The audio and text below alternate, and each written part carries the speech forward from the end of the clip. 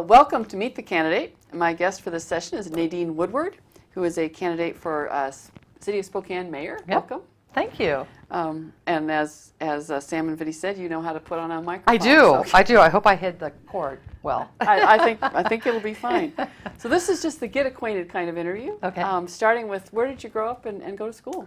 I was born in Longview area of Western Washington and grew up in Vancouver, Washington. Went to school there. Was an active high schooler.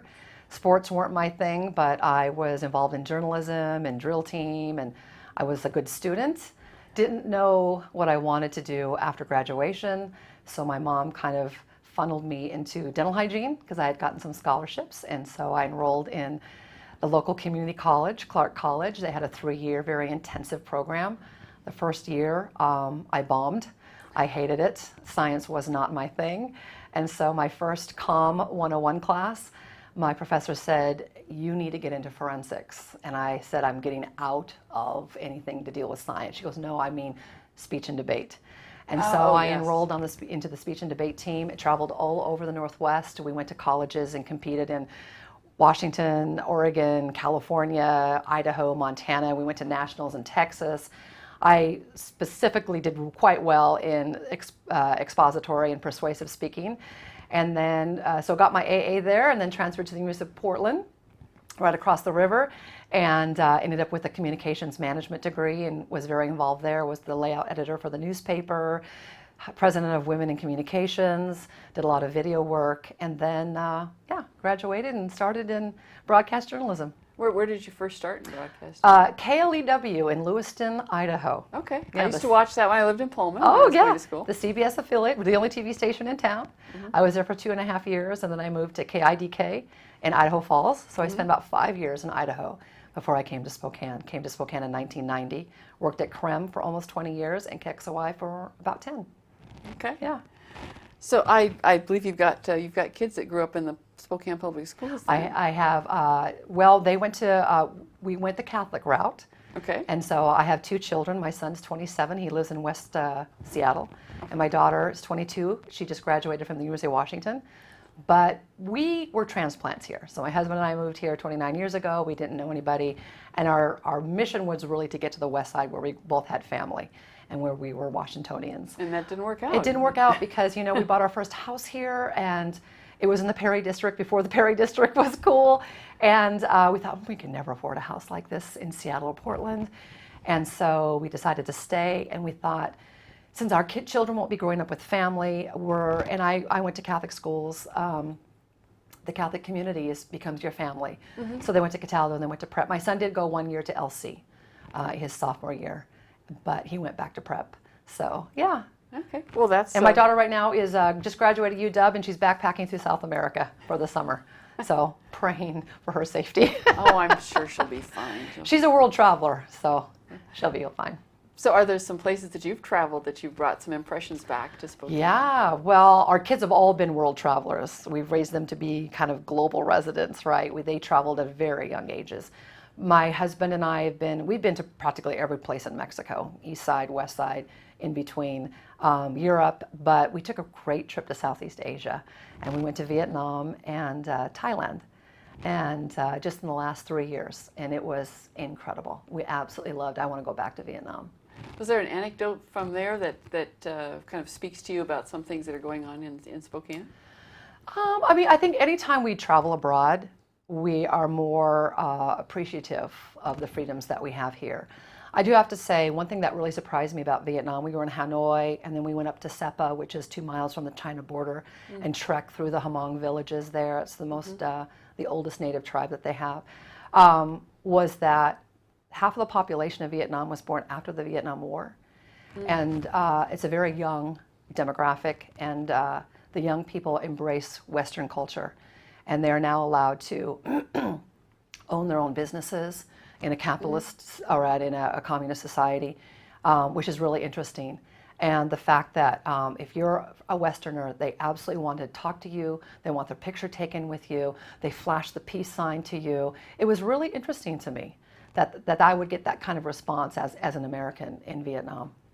Wow, that would be an interesting place to travel. Great street food. best street food I've ever had in my life. So when we get to the hotel in Hanoi, we were in the French Quarter, and the general manager comes out of the hotel and he says, "Oh, I've got a list of all the great restaurants for you." And we're like, "We're not eating in restaurants, we're eating street food." Anthony Bourdain was my hero when it came to culinary anything, and he said Vietnam was the best place for street food. So he flipped that little page over and he wrote down the best place to get a banh mi sandwich, the best place to get pho. It was fantastic. We ate street food the entire time. Sounds like a great trip. I'm sure your daughter will be fine. She's well experienced. And she speaks Spanish. She's an international Spanish major, so she'll be fine. She'll be fine. So after you retired from broadcast journalism, what prompted you to run for elected office? Oh boy, a lot of things. My husband and I are downtown Spokane owners, downtown business owners, and we have been downtown for 6 years, and we have seen the homeless crisis and crime increase exponentially, and reporting on those issues too. So I had kind of both sides, the experience of owning a business downtown and the experience of reporting on the issues as well. And just grew extremely frustrated with the way our city council was addressing it, and decided that I was going to stop complaining to my family and friends about it and do something impactful for the city. So stepped away from the sidelines, threw my hat in the ring, and here we are. Okay. Yeah. Well, one of the questions I like to ask people is, so how do you see the duties of the office you're running for? How do you see the duties of mayor? Well, the duties of mayor, you're the executive officer of the entire city, 2,000 people, $1 billion budget. It's a big job. I think having a business background is extremely important in executive manners and responsible fiscal management. I think coming to the table with a perspective of knowing what it's like to sign the front of a paycheck and not just the back of a paycheck, but also having been immersed in Spokane issues for a long time and knowing this city and wanting to do what's best for the city. And I think the first thing we have to do is clean up downtown. And public safety is the #1 issue on my platform. That dovetails into homelessness because we've seen a correlation between, some people don't want to admit there's a correlation, but there's definitely a small percentage criminal element of the homeless that are causing the majority of the problems downtown. And as business owners, we're the ones that take the risk.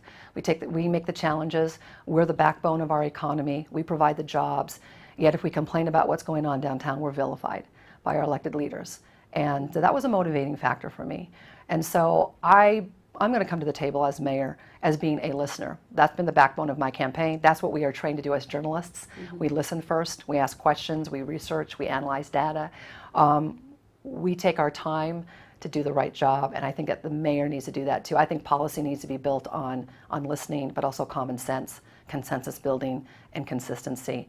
And I don't see a lot of that on the city council side right now. Okay.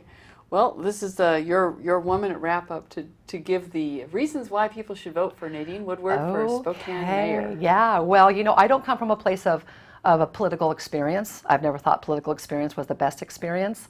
But I do come from a place of being immersed in Spokane issues for 28 years, knowing who Spokane is, what Spokane is, and what Spokane can be, but also in a position of public trust. And I really believe that this election is about who you trust to be Spokane's next mayor. The result of this election will change Spokane, I believe, for at least a generation as far as what direction we're going into. And are we going to import failed policies from Seattle, or are we going to preserve the identity that we are hardworking, tenacious, and we will come up with our own solutions to our challenges? All right. Well, thank you for coming in today, Nadine. You bet. Thank you so much. Have fun with your campaign. Thank you. It's been great so far. Thanks a lot.